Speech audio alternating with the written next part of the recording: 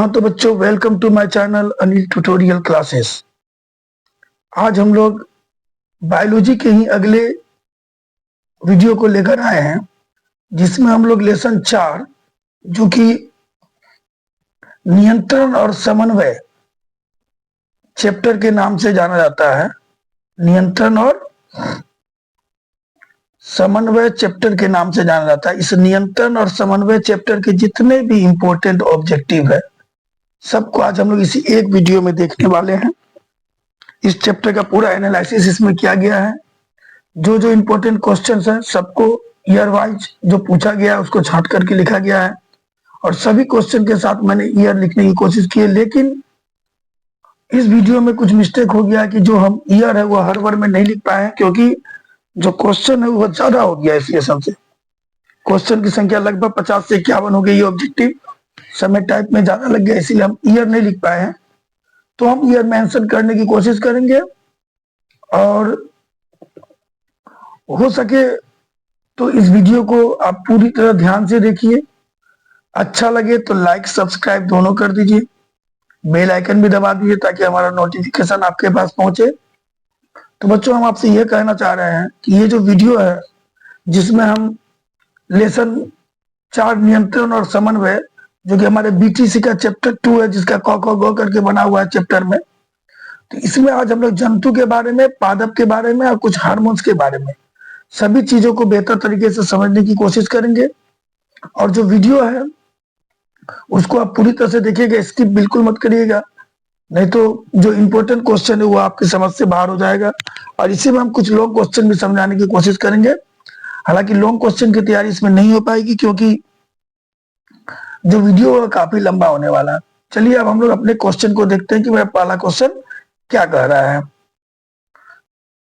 तो जो पहला क्वेश्चन कह रहा है कि तंत्रिका तंत्र की उत्पत्ति किस प्राथमिक ऊतक द्वारा हुई है। यानी जो हमारा तंत्रिका तंत्र बना हुआ है, वह किस ऊतक से बना है, कौन से ऊतक से तंत्रिका तंत्र बना है। तो याद रखिएगा बच्चों, जो तंत्रिका तंत्र है वो एंडोडर्म नामक ऊतक से बना है। तो इसका जवाब होगा हम लोगों का ऑप्शन नंबर सी। तंत्रिका तंत्र किससे बना है बच्चों? तो एंडोडर्म से बना है। अब हम लोग क्वेश्चन नंबर 2 को देखते हैं कि क्वेश्चन नंबर 2 क्या कह रहा है। तो बच्चों, क्वेश्चन नंबर 2 जो है वह कह रहा है कि कोशिका के मध्य में जो खाली स्थान होता है, 2 तंत्रिका कोशिका जो होती है उसके बीच में जो खाली स्थान होता है, उस खाली स्थान को हम लोग बच्चों क्या कहते हैं? तो याद रखिएगा, 2 कोशिकाओं के बीच जो खाली स्थान है उसे हम लोग कहते हैं सिनेप्स। ये ऊपर में डबल भी हो सकता है, ये नए ऐसे भी हो सकता है, या सिनेप्स भी लिख सकता है, कोई दिक्कत नहीं है। तो इसका सही जवाब जो होगा बच्चों वो होगा ऑप्शन नंबर बी। क्या होगा बच्चों? सॉरी, ऑप्शन नंबर बी होगा सिनेप्स। याद रखिएगा बच्चों, ऑप्शन नंबर बी वह क्या है? 2 तंत्रिकाओं के बीच जो खाली स्थान होता है उस खाली स्थान को हम लोग बच्चों कहते हैं सिनेप्स। तो अब हम लोग अपने अगले क्वेश्चन को देखते हैं कि अगला क्वेश्चन क्या कह रहा है। ये जो चौथा नंबर क्वेश्चन है, ये चौथे नंबर में क्वेश्चन में कह रहा है कि मस्तिष्क उत्तरदायी है। यानी मस्तिष्क किस चीज के लिए उत्तरदायी है? सोचने के लिए, हृदय स्पंदन के लिए, शारीरिक संतुलन के लिए, या सभी। तो ध्यान दीजिएगा बच्चों, मस्तिष्क सोचने में भी हमारी मदद करता है।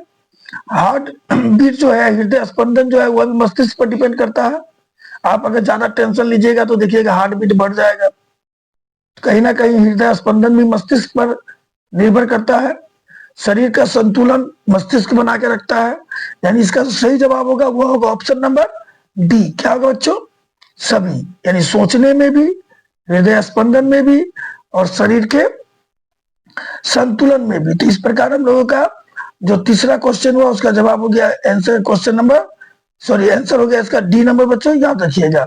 अब हम लोग अपने अगले क्वेश्चन को लेते हैं। अगला क्वेश्चन है वह कह रहा है कि पॉन्स, ये पॉन्स लिखना था, पॉन्स लिखा गया है। याद रखिए बच्चों, ये पॉन्स होगा, ये ड नहीं होगा बीच में, पॉन्स। पॉन्स मेडुला और अनुमस्तिष्क, अनुमस्तिष्क जो है मस्तिष्क होगा बच्चों, अनुमस्तिष्क। पॉन्स, मेडुला और अनुमस्तिष्क ये किसका भाग है? पॉन्स, मेडुला और अनुमस्तिष्क किसका भाग है? तो भी याद रखिए बच्चों, पोन्स मेडुला और अनुमस्तिष्क जो है वो हमारे पाश्च मस्तिष्क का हिस्सा है। किसका हिस्सा है?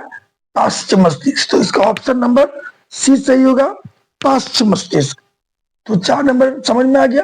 क्वेश्चन को घुमा के भी पूछ सकता है कि पाश्च मस्तिष्क के 3 हिस्सों के नाम लिखिए, तो हम लोग लिखेंगे पोन्स, पोन्स मेडुला, पोन्स मेडुला और अनुमस्तिष्क। याद रखिएगा, पोन्स मेडुला और अनुमस्तिष्क लिख सकते हैं, जो हमारे पाश्च मस्तिष्क के हिस्से होते हैं बच्चों। तो ये हम लोगों का 4 नंबर हो गया। अब 5वां नंबर देखते हैं क्या कर रहा है। तो 5वां नंबर क्वेश्चन कर रहा है कि निम्नलिखित में कौन सी अनैच्छिक कोशिका नहीं है? निम्नलिखित में कौन सी अनैच्छिक कोशिका, अनैच्छिक क्रिया नहीं, सॉरी बच्चों, अनैच्छिक क्रिया नहीं है। अनैच्छिक क्रिया वह क्रिया होता है जो आपकी इच्छा पर डिपेंड ना करे, वो अनैच्छिक क्रिया होता है। तो निम्नलिखित में कौन अनैच्छिक क्रिया नहीं है? तो ध्यान दीजिएगा, निम्नलिखित में कौन अनैच्छिक क्रिया नहीं है बच्चों? तो अगर कहा जाए तो ध्यान दीजिएगा बच्चे, ये जो वमन है, जिसको हम लोग वॉमिट या उल्टी भी कहते हैं, ये आपका अनैच्छिक क्रिया है, क्योंकि ये आप पे निर्भर नहीं है। अगर होना है तो ये होके रहेगा, इसको आप रोक नहीं सकते हैं। मुंह में लार आना भी अनैच्छिक क्रिया आपका है, ये भी अनैच्छिक क्रिया है, ये भी अनैच्छिक क्रिया जो आपकी इच्छा पर डिपेंड नहीं करता है। हृदय का धड़कना भी अनैच्छिक क्रिया है। ये जो चबाना है ना, ये चबाना ऐच्छिक क्रिया है। चबाना कैसी क्रिया है? ऐच्छिक क्रिया बच्चों, क्योंकि चबाना जो है ये आप पे डिपेंड करता है। आप चाहिएगा तो चबाइएगा, नहीं तो नहीं चबाइएगा। यानी निश्चित तौर पे चबाना कैसी क्रिया है? चबाना जब हमारी ऐच्छिक क्रिया है, तो ऐच्छिक क्रिया होगी चबाना, तो ये अनैच्छिक नहीं है। तो इसका जवाब होगा हम लोगों का ऑप्शन नंबर बी। सही जवाब क्या होगा बच्चों? चबाना। चबाना जो है अनैच्छिक क्रिया नहीं है। समझ में आ गया बच्चों? ये जो अगला क्वेश्चन कर रहा है बच्चों, अगले क्वेश्चन में क्या कहा गया है कि मस्तिष्क का कौन सा भाग शरीर की स्थिति तथा संतुलन का अनुरक्षण करता है? मस्तिष्क का कौन सा भाग शरीर की स्थिति तथा संतुलन का अनुरक्षण करता है? तो बच्चों याद रखिएगा, जो अनुमस्तिष्क है वह हमारे शरीर का की जो स्थिति होती है, उसी स्थिति और संतुलन का अनुरक्षण करता है। ठीक है, तो कौन, इसका आंसर क्या होगा बच्चों? C number, अनुमस्तिष्क। अनुमस्तिष्क जो है वह हमारे शरीर की स्थिति और संतुलन यानी बैलेंस बना के रखता है। हमारे शरीर को बैलेंस बना के रखने में मदद कौन करता है बच्चों? अनुमस्तिष्क करता है। ठीक है, ये क्वेश्चन हम लोगों का क्लियर हो गया क्या है? अब इस क्वेश्चन को ध्यान दीजिए, क्या करें, निम्नलिखित में कौन सा अंग संवेदी ग्राही है? संवेदी ग्राही अंग किसे कहते हैं बच्चों? वह अंग जो संवेदना को ग्रहण करता है, जो बाहरी संवेदना को ग्रहण करता है, उसे हम लोग संवेदी ग्राही अंग कहते हैं। संवेदना मतलब हो गया जैसे जो लाइट को ग्रहण करे, जो साउंड को ग्रहण करे, जो स्मेल को ग्रहण करे। ठीक है, ये संवेदनाएं होती है। मुख्य रूप से ऐसे अंगों को हम ज्ञानेंद्रिय की गिनती में लाते हैं। तो कौन सा अंग जो है वो संवेदी ग्राही नहीं है बच्चों? तो देखिए, कान जो है वो संवेदी ग्राही है, क्योंकि वो साउंड को ग्रहण करता है। आंख देखने में मदद करता है, नाक जो है सूंघने में मदद करता है, स्मेल ग्रहण करता है, लाइट ग्रहण करता है, साउंड ग्रहण करता है, बाहर से आता है ये।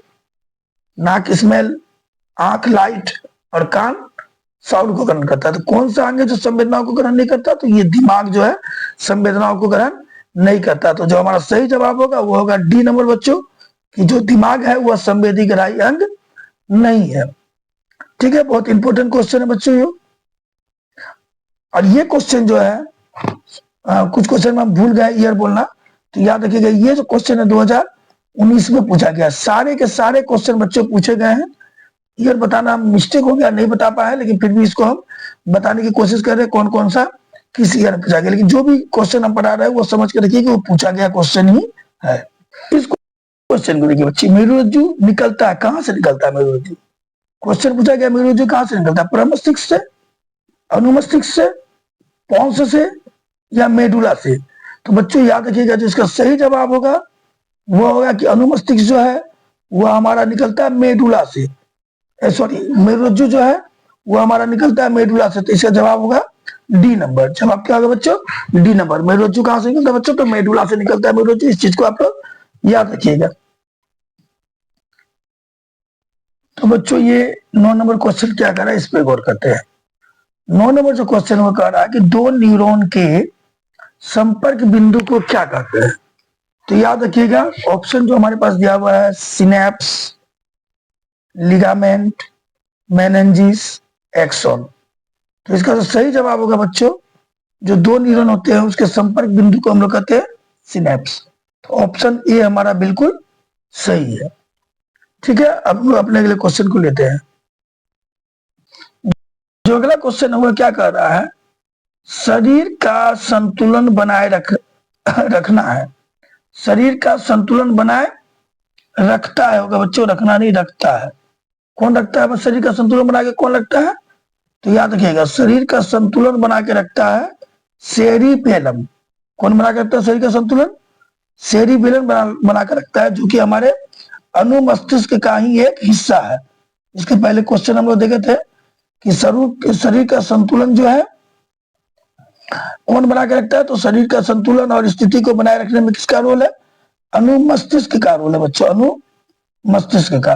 तो अनुमस्तिष्क का जो एक हिस्सा होता है सेरिबेलम, वह शरीर के संतुलन को बनाए रखने में बहुत ज्यादा मदद करता है। तो इसका जो आंसर होगा वो होगा ए नंबर। क्या होगा बच्चों? ए नंबर। अगला क्वेश्चन बच्चों, ये जो क्वेश्चन है ये भी बहुत इंपॉर्टेंट है, 2021 में पूछा गया बच्चों एनुअल में। क्वेश्चन क्या कर रहा है कि मानव की मस्तिष्क की सबसे लंबी कोशिका है। ये क्वेश्चन बच्चों थोड़ा मिस्टेक हो गया है, हम सही कर लेते हैं। देखिए क्वेश्चन में थोड़ा मिस्टेक हो गया था बच्चों, यहाँ मानव मस्तिष्क की सबसे लंबी कोशिका था, लेकिन ऑप्शन में एडिटर ने गलती से टाइप जो कर दिया था वह कर दिया था भार के बारे में, यहाँ लिख दिया था, सब जगह भार लिखा हुआ था। ये भी क्वेश्चन है आगे, लेकिन मिस्टेक हो गई थी। तो होता है कभी कभी, इन गलतियों को इग्नोर करिए। हम आपको सही करके दिखा रहे हैं, सही कर दिए हैं, तो आप कृपया इस पे गौर करिएगा। छोटी मोटी गलतियों को थोड़ा सा नजरअंदाज करना भी जरूरी है। तो जो क्वेश्चन है वह 2021 में पूछा गया है कि मानव के मस्तिष्क की सबसे लंबी कोशिका क्या है? ऑप्शन ए है अस्थि कोशिका, बी है पेशी कोशिका, सी है न्यूरॉन और डी है रैखिक कोशिका। तो याद रखिएगा बच्चों इसका सही जवाब होगा न्यूरॉन, ऑप्शन नंबर सी। अब हम लोग अपने अगले क्वेश्चन को लेते हैं।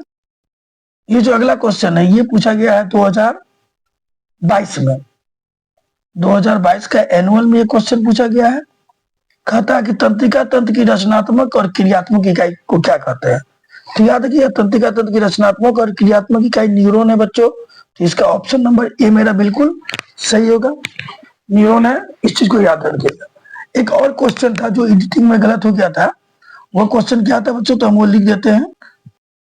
तो वो जो क्वेश्चन था बच्चों वो था मानव मस्तिष्क का भार कितना होता है? तो याद रखिएगा इसका जवाब जो है वो होगा 1.4 kg मानव मस्तिष्क का भार होता है, और कहीं कहीं 1.3 kg भी लिखा होता है।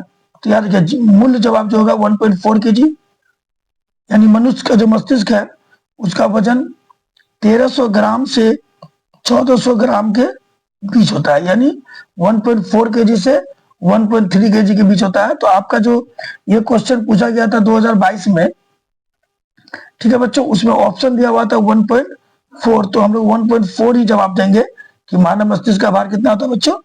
1.4 kg होता है। इस चीज को याद रखिएगा। ये हमारा ये क्वेश्चन कंप्लीट हो गया। ये जो क्वेश्चन इसमें कहा गया कि मेरुरज्जु कहाँ से मिलता है, तो मेरुरज्जु कहाँ जाकर मिलता है? तो बच्चों इससे पहले हम जवाब दिए हैं क्वेश्चन में कि मेरुरज्जु कहाँ से निकलता है, तो वहीं जाके मिलेगा जहां से निकलता है। तो वो क्या हो गया?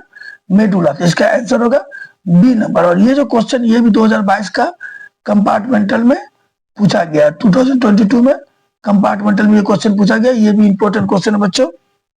तो देखिए बच्चों ये क्वेश्चन एक बार और रिपीट हो गया है, 2022 के कंपार्टमेंटल में ही पूछा गया है कि कौन सा अंग संवेदी ग्राही नहीं है। तो ये तो बता ही चुके इसके पहले में कि जो संवेदनाओं को ग्रहण करता है वो संवेदी ग्राही है। आंख लाइट को ग्रहण करता है, नाक स्मेल को ग्रहण करता है, कान साउंड को ग्रहण करता है। तो संवेदी ग्राही कौन नहीं बच्चों? C number. तो इसका सही जवाब होगा सी नंबर बच्चों। ये एक और क्वेश्चन आ गया बच्चों 16 नंबर। जो कि पूछा गया है हमारा, मनुष्य के कपाल तंत्रिकाओं में कपाल तंत्रिकाओं की संख्या कितनी रहती है। ये 2023 का एनुअल में पूछा गया बच्चे कि मनुष्य की जो कपाल तंत्रिका है उसकी संख्या कितनी रहती है। तो याद रखिएगा, मनुष्य की कपाल तंत्रिका की संख्या कितनी है बच्चों, 12 जोड़ी है। ठीक है, और ये जो कपाल तंत्रिका है इनको हम लोग क्रेनियल तंत्रिका भी कहते हैं। कपाल तंत्रिका का दूसरा नाम क्या है बच्चों, याद रखिएगा, क्रेनियल तंत्रिका नाम है। कपाल तंत्रिका को ही हम लोग क्रेनियल तंत्रिका कहते हैं। और क्रेनियल तंत्रिका की संख्या बच्चों कितनी है, 12 जोड़ी है, यानी 24 है। और ये तंत्रिका जो है ना, हमारा जो मस्तिष्क होता है उस मस्तिष्क से निकलती है और गर्दन होते हुए शरीर के विभिन्न भागों तक वह जाती है। जैसे कि यही तंत्रिका कोशिका में घ्राण तंत्रिका आता है, ठीक है, चेहरे की तंत्रिका आती है। ये सारे तो आपके क्रेनियल तंत्रिका या फिर कपाल तंत्रिका के अंदर ही आते हैं, जिनकी संख्या होती है 12 जोड़ी। ये जो क्वेश्चन है ये है, मस्तिष्क का कौन सा भाग गंध पहचानने में मदद करता है। ये भी पूछा गया 23 का एनुअल एग्जाम में, सेकंड सिटिंग में पूछा गया बच्चे, ये सेकंड सिटिंग में पूछा गया, ध्यान दीजिएगा। तो इसका सही जवाब होगा अगर मस्तिष्क जो हमारा गंध पहचानने में मदद करता है, तो ऑप्शन बी हमारा बिल्कुल सही होगा बच्चों। अब अगले क्वेश्चन को लेते हैं। ये जो सिनेप्टिक नॉब्स होता है, सिनेप्टिक नॉब्स कहाँ पाया जाता है। ये क्वेश्चन पूछा है 2024 का सेकंड सिटिंग एनुअल में पूछा है बच्चों, 2024 के सेकंड सिटिंग एनुअल में।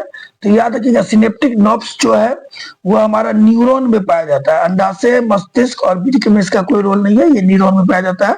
तो जवाब होगा हम लोगों का डी नंबर बच्चों। कितना नंबर, डी नंबर।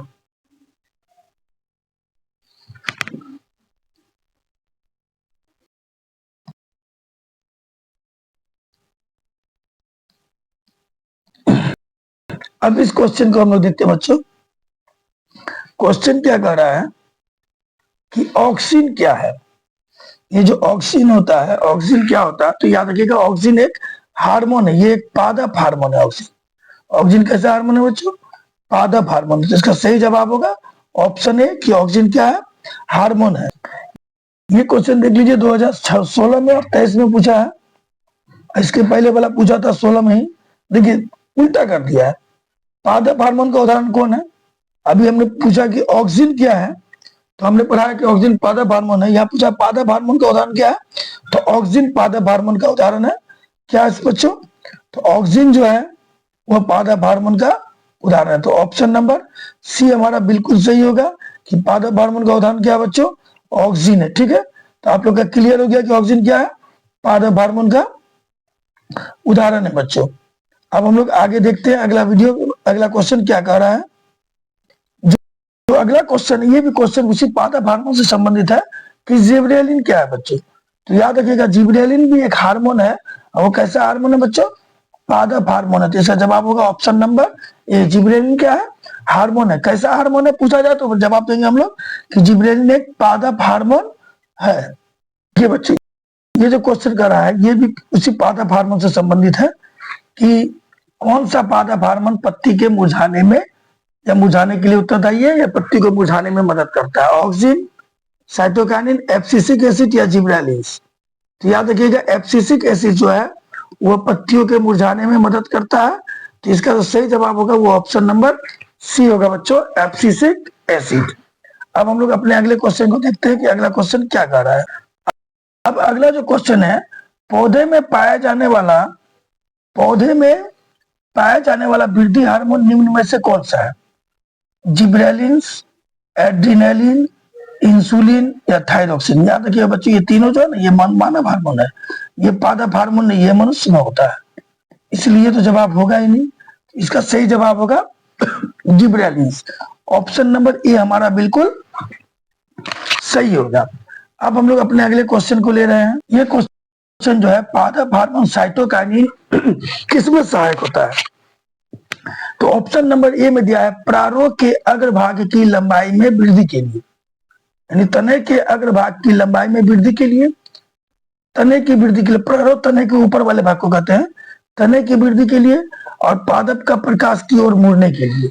यानी पौधे की जो अग्रभाग होती है वो किसकी ओर मुड़ती है, प्रकाश की, जैसे लाइट आएगी उधर ही मुड़ेगी।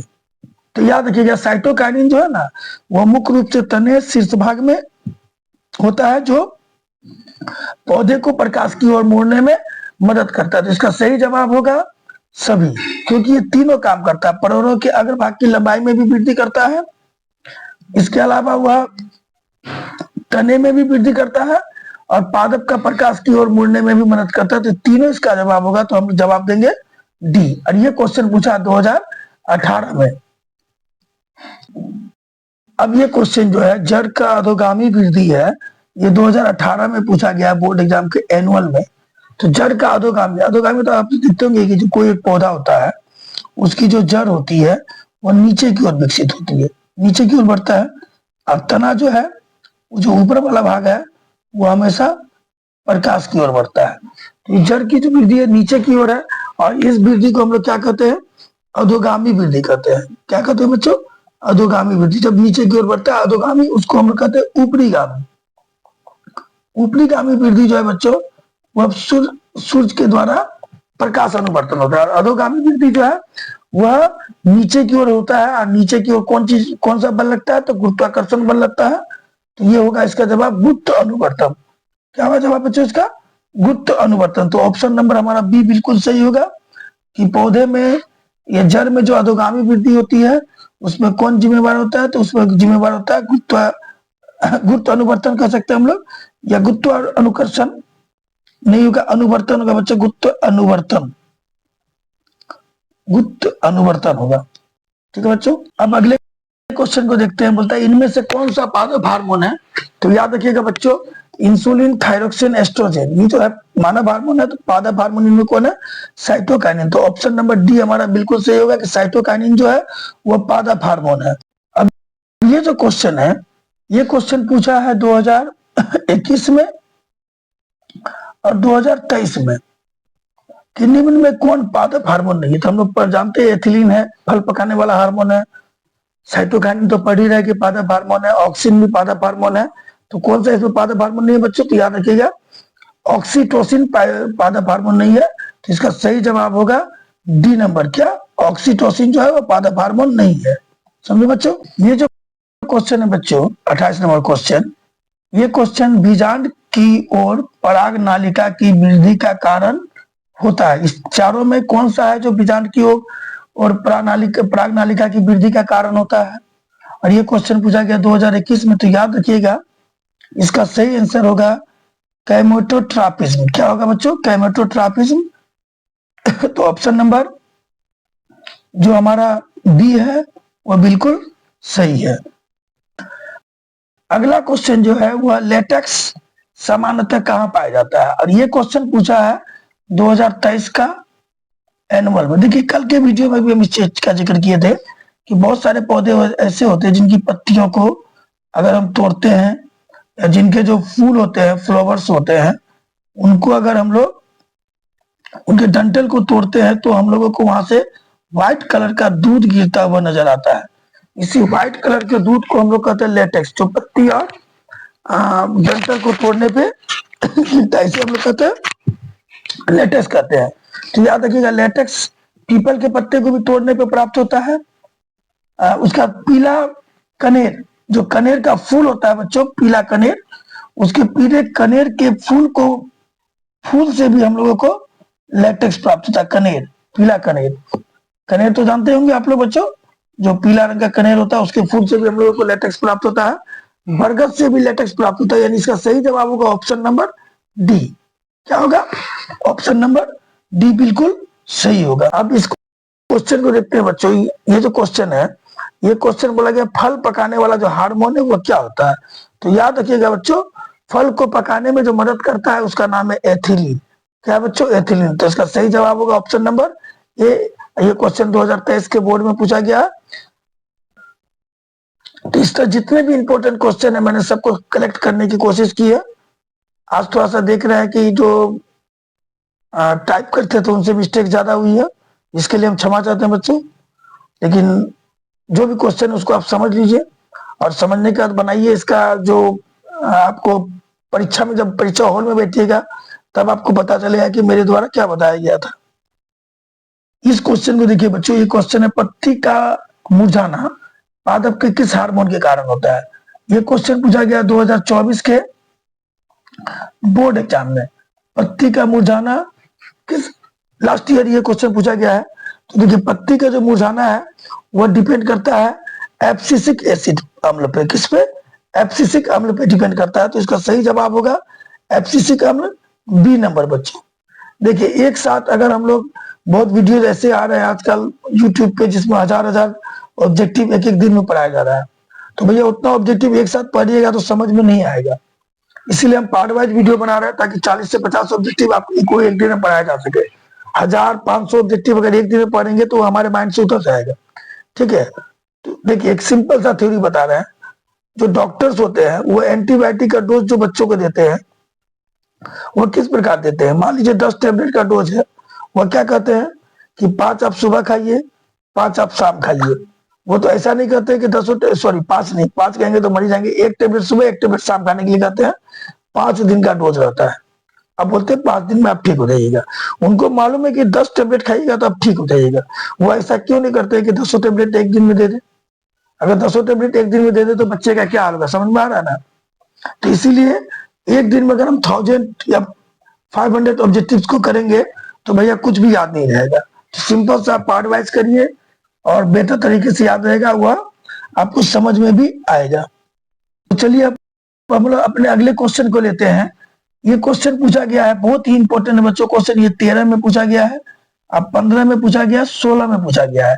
इंसुलिन की कमी से कौन सी बीमारी होती है? घेगा होती है, बौनापन आता है, डायबिटीज यानी मधुमेह होती है, यानी में से कोई नहीं। तो सब जानते हैं कि इंसुलिन के जो पेशेंट रहते हैं वो अपनी चमड़ी के अंदर, सॉरी मधुमेह के जो पेशेंट रहते हैं वो अपनी चमड़ी के अंदर इंसुलिन का इंजेक्शन लेते हैं। यानी कहीं ना कहीं उनकी इंसुलिन की कमी हो जाती है जिसके कारण उनको डायबिटीज या मधुमेह की बीमारी होती है। तो कहने का मतलब हो गया इंसुलिन का संबंध किससे? मधुमेह या डायबिटीज से। तो इसका सही जवाब होगा ऑप्शन नंबर सी। तो इस क्वेश्चन को लेते बच्चों ऑक्सीजन है। ऑक्सीजन क्या है? अभी जस्ट हम शायद इसके पहले ये क्वेश्चन बता चुके हैं कि ऑक्सीजन एक पादप हार्मोन है। ऑक्सीजन क्या है बच्चों? पादप हार्मोन। तो इसका सही जवाब होगा सी नंबर, ऑक्सीजन क्या है? पादप हार्मोन है। तो इस क्वेश्चन को लेते हैं बच्चों। ये जो क्वेश्चन है, थायरॉक्सिन का स्राव कहां से होता है? ये क्वेश्चन 2014 का कंपार्टमेंटल में पूछा गया है।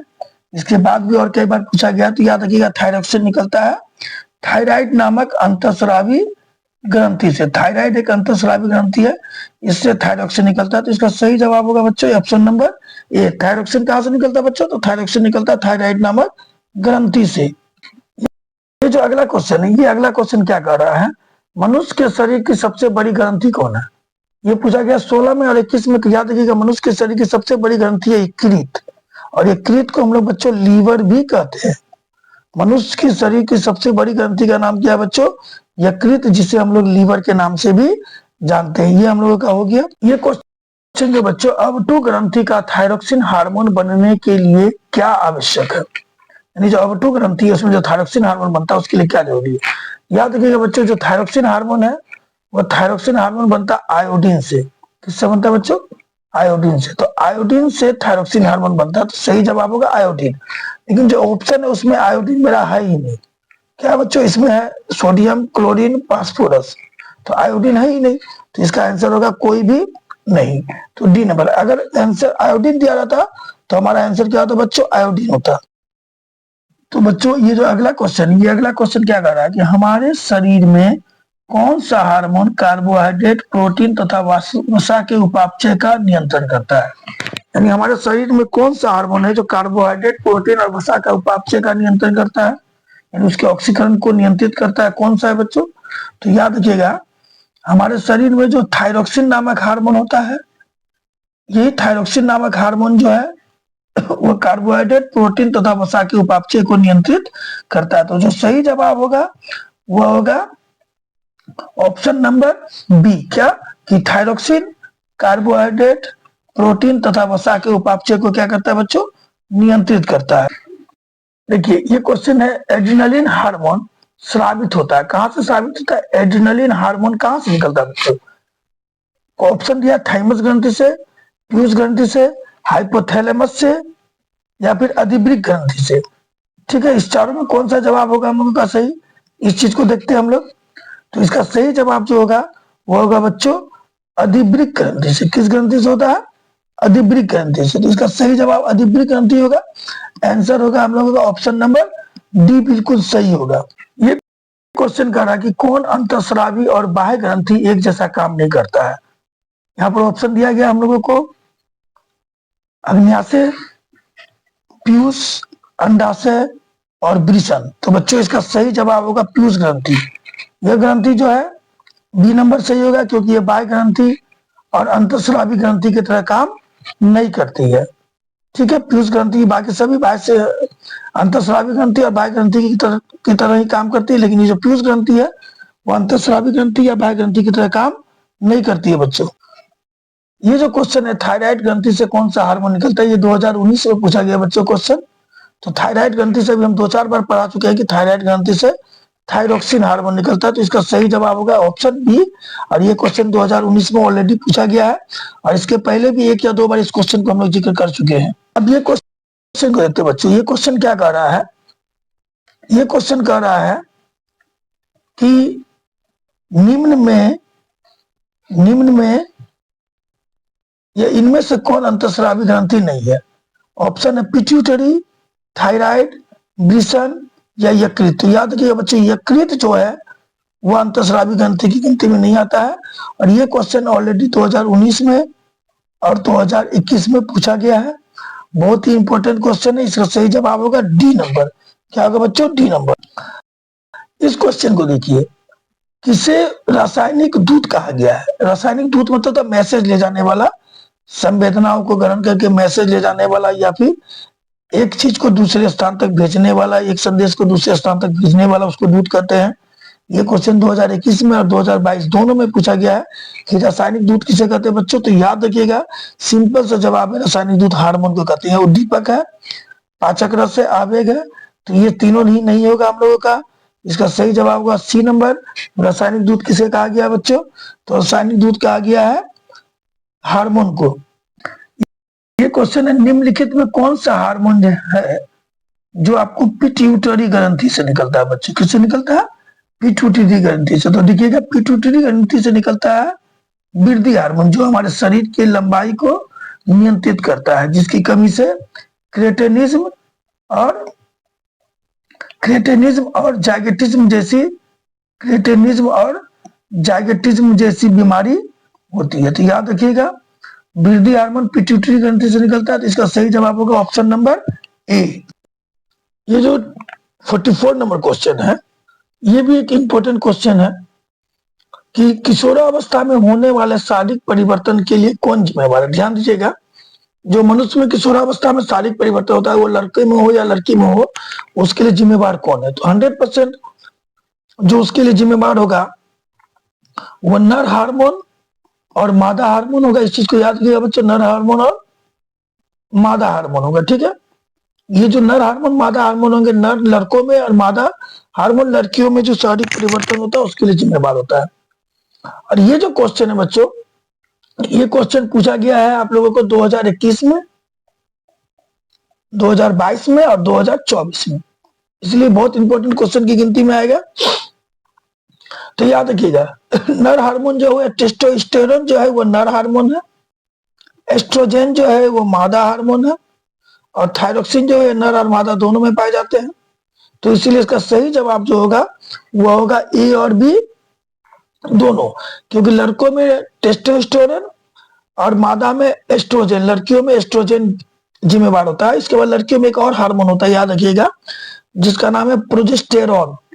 ये भी लड़कियों में पाया जाता है और ये भी लड़कियों में होने वाले परिवर्तन के लिए जिम्मेवार होता है।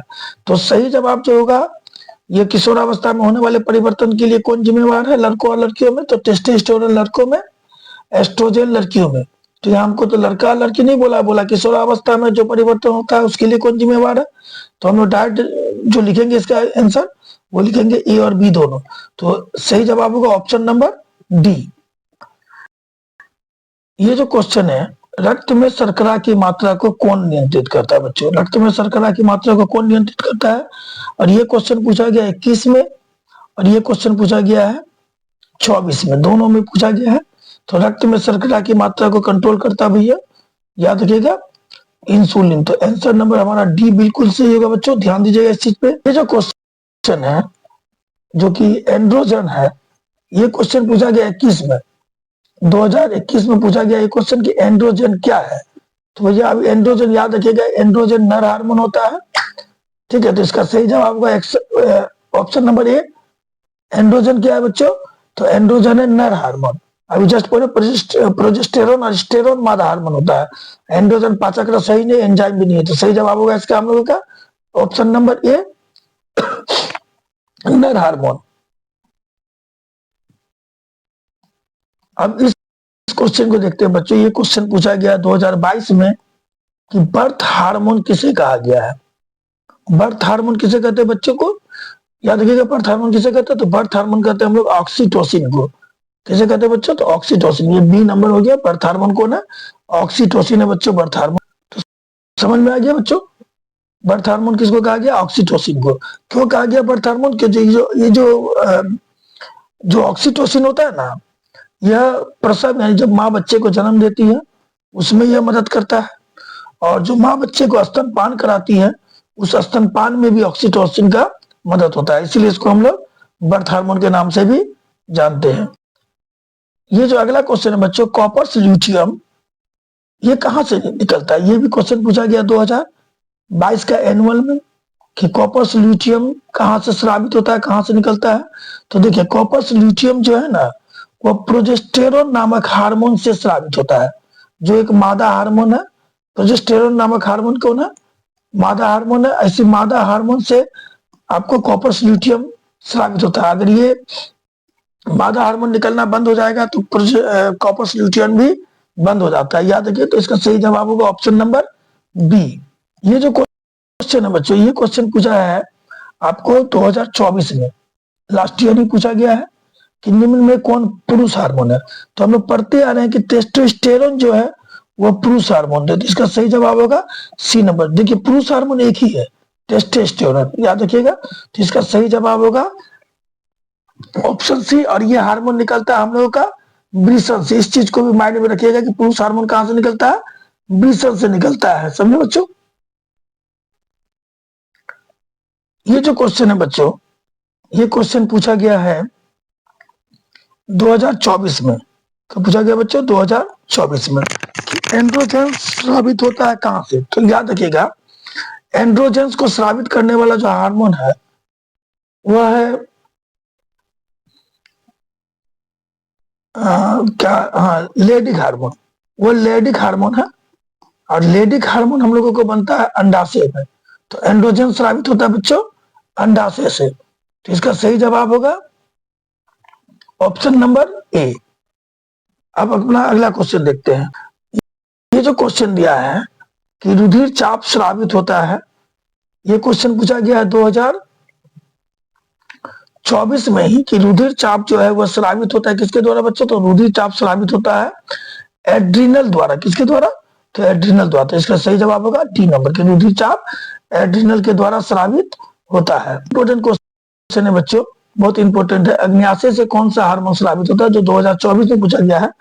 तो अग्न्याशय से हम लोगों का याद रखिएगा बच्चों, एक ही हार्मोन निकलता है, उसका नाम है इंसुलिन। तो सही जवाब होगा इसका डी नंबर। अग्न्याशय से कौन सा हार्मोन निकलता है बच्चों, तो अग्न्याशय से हम लोगों का इंसुलिन नामक हार्मोन निकलता है। बच्चों, ये हमारे इस वीडियो का सबसे लास्ट क्वेश्चन है जो 2024 में ही पूछा गया है कि सबसे छोटी अंतस्रावी ग्रंथि कौन है, एड्रिनल ग्रंथि, थायराइड ग्रंथि, पीनियल ग्रंथि या कोई नहीं।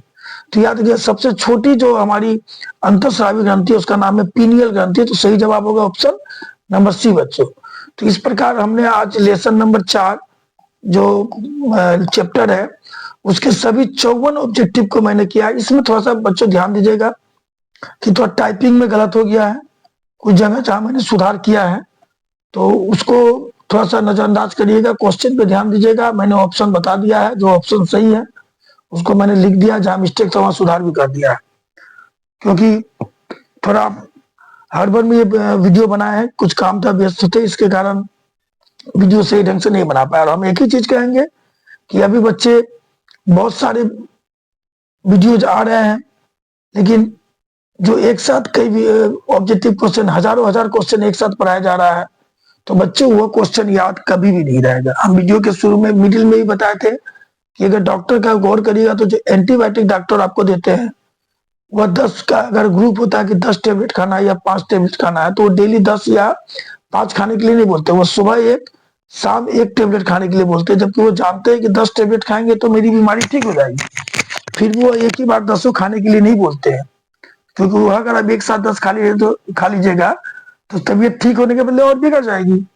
तो वही चीज है, एक साथ अगर आप 1000 क्वेश्चन पढ़िएगा तो सीखने के बदले और भूल जाइएगा। तो हम यही कहेंगे कि बारी बारी से छोटे छोटे पार्ट्स में क्वेश्चन को पढ़िए। 7-8 दिन बचा हुआ है, इससे थोड़ा सा आपको याद भी रहेगा क्वेश्चन। तो बस इसी के साथ अपना वीडियो हम समाप्त करते हैं।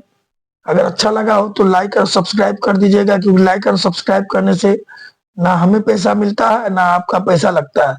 तो कर देने से हम थोड़ा मोटिवेट होंगे। वीडियो को आगे शेयर कर दीजिएगा तो और अच्छा है। इसी के साथ हम इस वीडियो को समाप्त करते हैं बच्चों। जय हिंद, जय भारत।